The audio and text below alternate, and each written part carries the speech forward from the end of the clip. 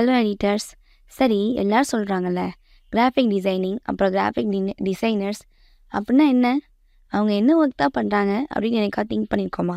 அப்படி திங்க் பண்ணியும் ஆன்சர் கிடைக்கலையா? நான் சொல்கிறேன்.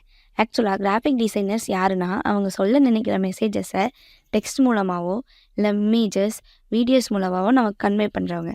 இவங்க ஆர்ட்டை யூஸ் பண்ணி நம்ம கூட கம்யூனிகேட் பண்ணுவாங்க.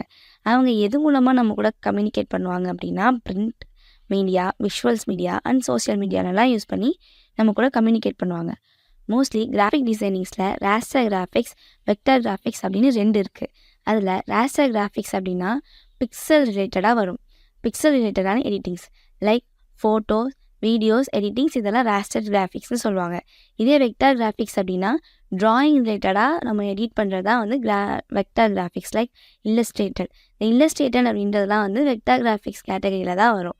இந்த மாதிரி designing info and tips and ட்ரிக்ஸோட நான் அடுத்த வீடியோவில் உங்களை மீட் பண்ணுறேன். பாய்.